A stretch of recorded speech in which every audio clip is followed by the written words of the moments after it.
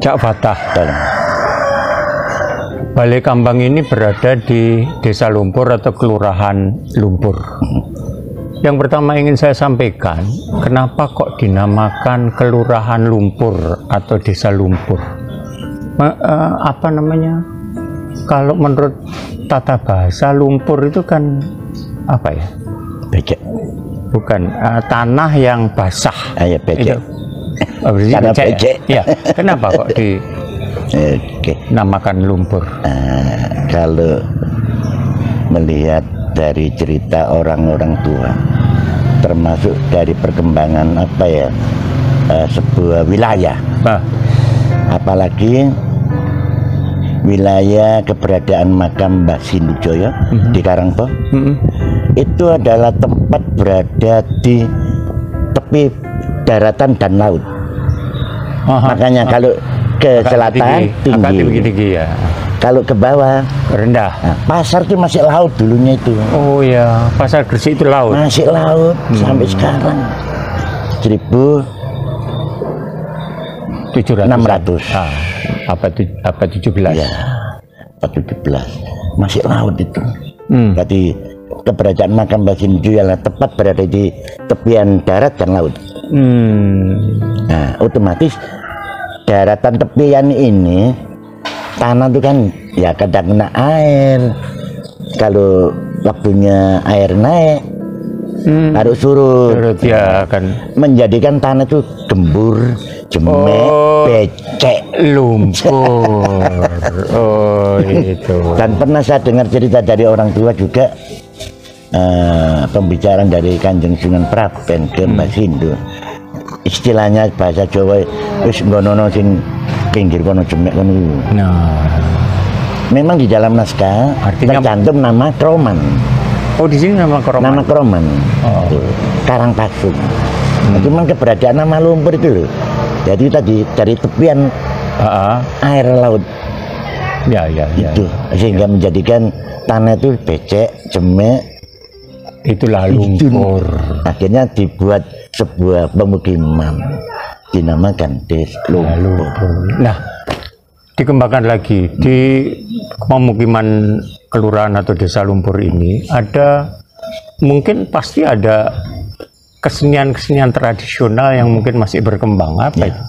Atau mungkin ada sekarang tidak berkembang, atau sampai sekarang berkembang? Oke, saya cerita sedikit. Apa sih seni budaya dan seni tradisi yang ada di Desa Lumpur ini?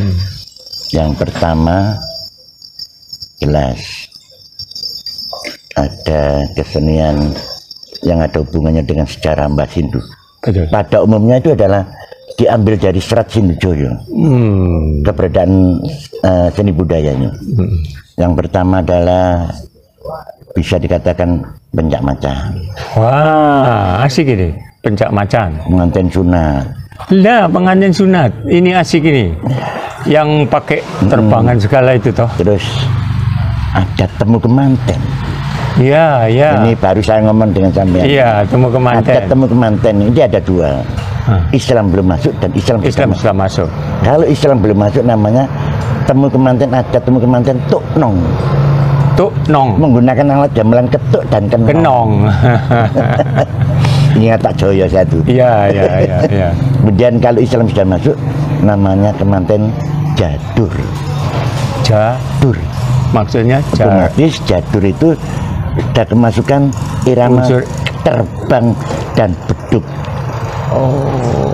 Dur. Ya. Islam masuk, Hadra sudah masuk. Ini ada temu kemanten dulu yang ada di Lumpur. Dan dua-duanya pernah saya ikutkan, dimintai kabupaten mewakili tahun 90 di Surabaya. Betul. Itu saya ambilkan cerita ada temu kemanten tuknong. Nah, karena dari pihak Pemda tidak memberitahu yang dilombakan itu masih berlaku atau tidak. Betul. Nah, akhirnya apa? Bagus Pak, teman saya yang sekarang sudah adatnya tidak bisa lagi dilakukan, ganti yang baru. Nah, pada saat tahun 92 diminta lagi, saya ambilkan dari Islam sudah masuk di Madiun. Dan alhamdulillah tidak mengecewakan membawa nama Gresik.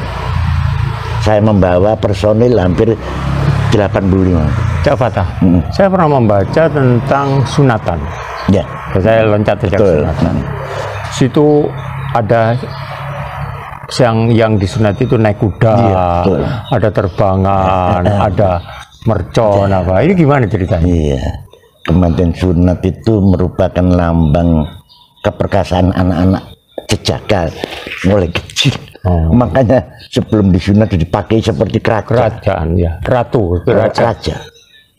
Setelah ada kok di buku Gresik Timur dulu ada kok.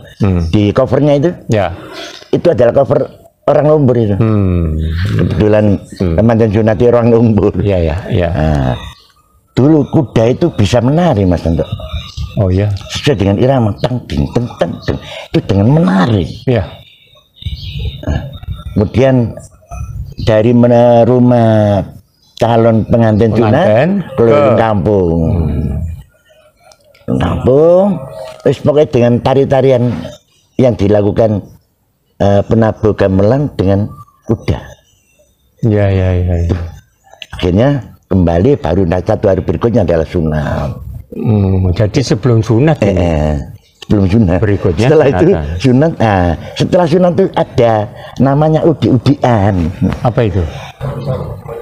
Dan beras Oh, kuning. yang kuning isinya Uang. uang logam. Lepaskan itu. Kalau bedanya dengan kemanten gimana? Sama anunya, upacaranya. Oh, beda. Beda. Kalau temu kemanten ya pertemuan dari rumah calon mempelai lelaki, perjalanan diiringi dengan pencak macan. Tiap perempatan pasti ada demonstrasi, atraksi, ya, sampai menuju ke tempat rumah perempuan. mempelai perempuan. Itu namanya adat temu kemanten. Justru saya hari ini kepingin tahu sedikit ya tentang pencak macan. Ya, monggo. Apa satu langkah saja loh. Yo, apa sih pencak macan itu? Kok macan itu kan keras gitu ya. Kok sampai jadi dinamakan pencak macan apa? Itu dulu. Kok sampai dinamakan pencak macan? Wah. Ini primbon lagi ya. Ini juga ya. Ada kan Gondorwu dan sebagainya. Cuma itu berangkat dari serat-serat ini, termasuk untuk macan juga ada. Nah, kemudian dan sebagainya. Ada macan juga ini. Oh, iya. Lagi tak fotokopi. Jadi kalian bertanya masalah apa sih pencak macan? Iya. Apa? Kok dinamakan pencak macan? Pada intinya pencak macan itu adalah sebuah perkumpulan tentang pengiring temu kemanten. Oh, pengiring temu kemanten itu. Betul. Iya. Jadi sekarang saya membahas masalah pasti ada silat itu ya. Betul. Silat sungguhan. Iya. Terus bertarung sungguh. Ya betul. Jadi tidak seperti pencak dor loh ya, beda. Apa bedanya ini? Ya enggak, kalau pencak macan itu merupakan adat simbolisasi, ya. Filosofi yang terkandung di dalamnya adalah calon seorang pengantin. Saya katakan tadi kan pengiringnya harus siap menghadapi tantangan hidup. Itu filosofinya. Betul. Itu filosofinya, harus menghadapi tantangan hidup. Iya. Dan harus mempunyai ikatan batin dengan melaksanakan perintah dan menjauhi segala larangan Allah Subhanahu wa Ta'ala. Kemudian dalam mengarungi bakter hidup pasti semua orang itu punya tantangan. Dalam isu mulus nggak ada. Salah satu tantangan adalah berhadapan dengan orang-orang atau berhadapan dengan watak yang seperti macan. Apa sih sifat macan itu? Ingin menguasai. Puas. Tak kalem kalah pokoknya. Tak kalem kalah. Pengen meraja. Iya. sifat macan. Makanya bagi calon seorang pengantin harus siap menundukkan itu. Semacam itu filosofinya ya. Di antaranya. Kemudian yang kedua, kereh atau pedas. Kerah. Oh ya, ya. Kerah. Orang itu mempunyai usil, nakal, dan juga mengambil milik orang. Betul. Kadang-kadang ditiru sifatnya manusia. Nah, itu juga harus diberantas. Oke. Bagi calon seorang pengantin. Itu filosofinya pencak macan. Nah, lagi Mas Anto. Gondoruo. Tadi dibilang ada Gondoruo. Nah, ya. Juga begitu. Gondoruo setan yang juga menggoda manusia. Cara menghancurkan sifat manusia supaya tidak nurut sampai agama ya apa macam-macam. Nah, kita sebagai calon seorang pengantin harus siap untuk menghadapi yang disebut macan, pendekar ksatria itu. Macan, kera, gondoruo. Iya. Itu yang paling inti. Cak Fatah, saya tertarik dengan pencak macan. Jadi rupanya di setiap balai yang 5 tadi itu pasti akan ada orang-orang yang ingin mengikuti gerakan atau latihan pencak macan. Mungkin begitu ya. Tadi disebutkan filosofinya sudah. Sekarang warna mungkin berbeda antara balai 1 balai 2. Mungkin begitu. Termasuk diantara tergantung pelatihnya nanti. Oh, tergantung pelatihnya. Ya. Perbedaannya pencak macan itu tidak terlalu jauh. Tidak meninggalkan inti pakemnya. Tidak meninggalkan inti pakem. Ya. Karena kan pencak macan itu tidak harus digunakan sebagai sombong-sombongan. Betul. Nah, ini kan hanya filsafat yang menghibur para manten ya. warga dan sebagainya agar mereka menghilangkan sifat macan, sifat kera dan gondoruo. Gondoruo itu setan lah ya, setan. Mungkin ada yang bisa diceritakan lagi tentang ada. Keberadaan pencak silat di Lumpur ini itu sebenarnya sudah ratusan tahun sebenarnya itu. Oh ya, sudah lama. Nah, perkembangan berikutnya itu sebelum kemerdekaan itu ada seseorang yang ahli pencak silat. Kebetulan dia tuh punya istri di Lumpur. Namanya Wakmat Buroh. Dia tuh sesepuh dan pelatih. Utun orang sabar.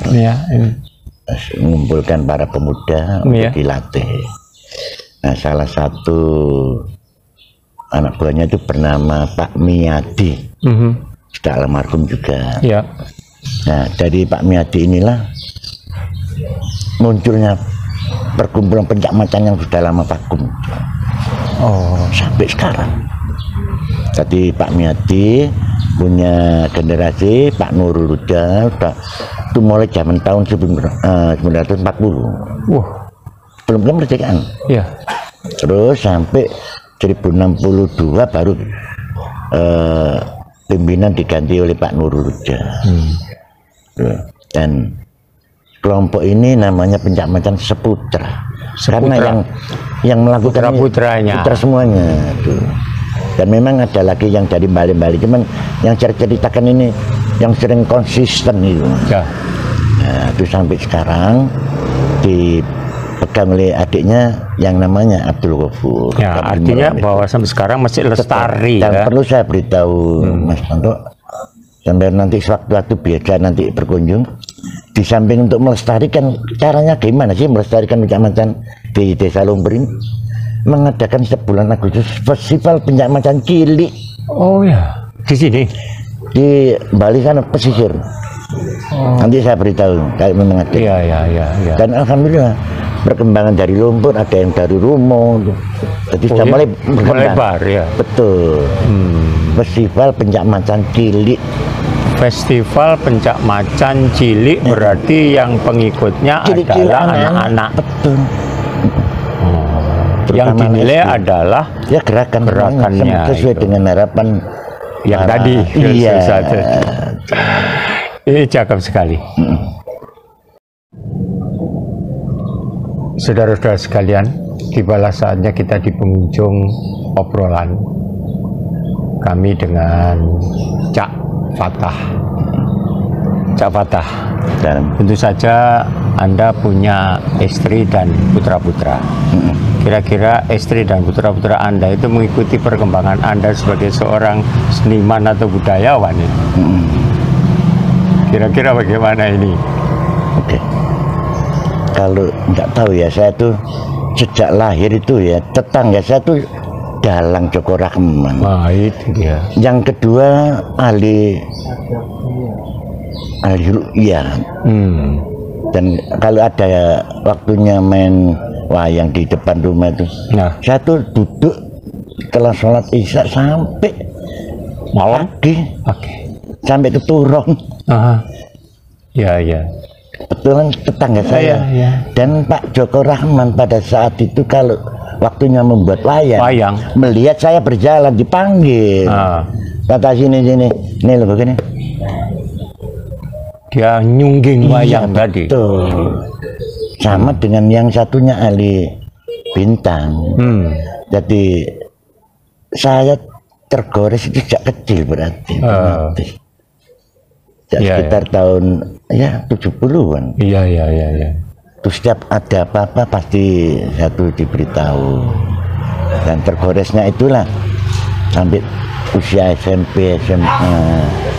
Saya mulai mencoba melestarikan yang ada di desa saya sendiri. Saya tidak ambil pusing orang lain. Betul. Nyari tak mari-mari. Iya. Pemandai urusan pemda. Jadi apa yang terjadi saya lakukan dengan teman-teman yang mau saja, mulai dari makanan, minuman, budaya, termasuk mau coba mandi sunat tadi, mantel. Jadi mau tidak mau saya harus termasuk kearifan lokal. Orang Lumpur yang dulu membuat perahu yang terbuat dari kayu. Makanya saya tuh terus terang aja Mas Santo, sudah 2 tahun ini saya sudah membuat batik Sindujoyo. Sekarang ini? Maaf ya, saya tak ada bilang sama kau ini, tapi saya pernah tahu, saya sudah siap batik Sindujoyo. Saya ambilkan dari manuskrip dan kearifan lokal. Bagus. Desainnya itu. Bukan, ini sudah jadi menjadi tempat seragamnya guru-guru seperguruan Lumpur ini. Oke, baik. Dan termasuk nanti tahun depan murid. Baik. Oke. Sukses, Cak Fatah. Selamat sama-sama. Paringi panjang umur, sehat. Amin. Saudara-saudara sekalian, demikianlah ngobrol bersama Cak Fatah yang berada di Balai Kambang atau Balai Gede di Kelurahan Lumpur yang sangat nikmat banget udaranya. Assalamualaikum warahmatullahi wabarakatuh. Waalaikumsalam warahmatullahi wabarakatuh.